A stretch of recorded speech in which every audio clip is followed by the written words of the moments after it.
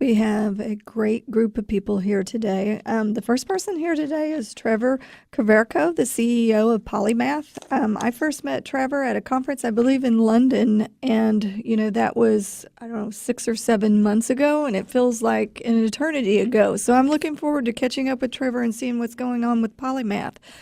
Trevor, are you online? I am. Great to be here. Good to reconnect. Yeah, so how are things going?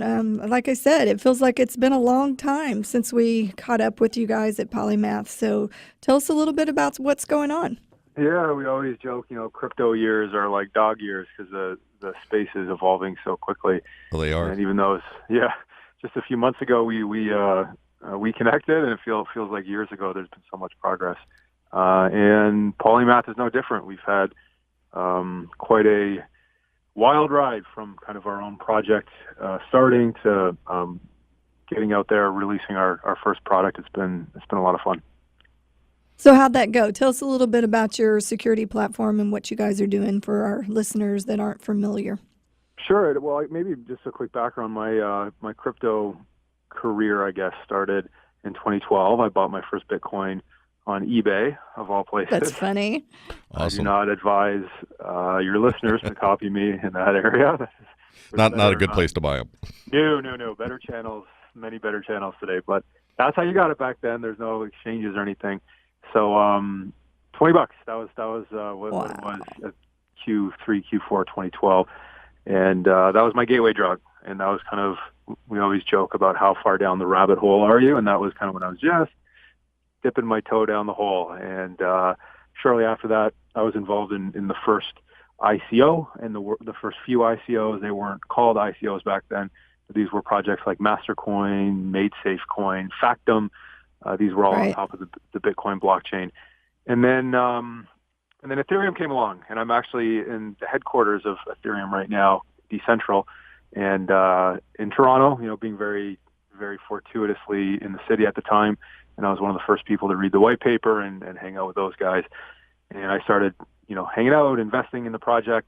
That was at 30 cents when Ether was 30 cents. So it's been a crazy ride. And no one was buying back then. And even to this day, it's not a speculation. Like, it's about kind of getting access to whatever the product is, the utility. Right. So just to wrap up, so we did the Ethereum, and then that started taking off.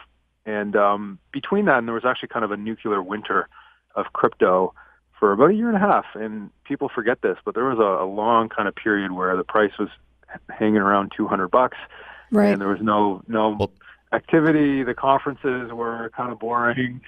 The Lambos hadn't arrived yet, and at that time I was doing something else. I was running a private equity fund, and I kind of woke up one morning and said, well, with my crypto experience and with my fund, wouldn't it be cool if we could tokenize my private equity fund? And that was going to be the world's first dividend-paying crypto. And a few months into that, we realized there's a lot of interesting problems that needed to be solved in the security token space, because what I was trying to do was actually a security, not an ICO. And that was kind of the genesis of Polymath, which is the world's first and the world's biggest security token platform. And we think that's the next mega trend in the crypto universe, is financial products and securities like stocks, bonds, and real estate tokenizing and migrating to the blockchain. Right. Hey, Trevor, so we, ERC20s are, Ethereum tokens. You have this ST20 that you have out there. So can you explain that and, how that relates with Ethereum and, how help our listeners understand that? Yeah, absolutely. We're huge fans of Ethereum. We think Ethereum has won in a lot of ways. It has a very powerful network effect because a lot of the smartest people and developers and, all the wallets and exchanges already hook into it. So what we did is we took kind of that foundation and we extended it and we built it for the financial world. Vitalik is a genius, and he didn't really build Ethereum for businesses to become more efficient. He built it to decentralize applications. And what we're doing is we're taking kind of his vision and adding some compliance and some restrictions on it, so it can be compatible with the financial world that we live in today. Now, is this a blockchain that you guys have built from the ground up, or have you forked off one of the existing ones? It's based on the Ethereum virtual Okay. machine, the Ethereum scripting language, and for us, a lot of our strategy revolves around winning the market. So it revolves around being first, building a network effect first, and commercializing this tech. I tell this to people all the time. I mean, it's still early. You hear this all the time. It's early innings for blockchain, but I mean, it's coming up to a decade now. The white paper came out in 2008. Right. So I think now is the time to really start seeing some real world business adoption of this technology, and that's what we're trying to do. Well, I remember that long cold spell that you talked about earlier.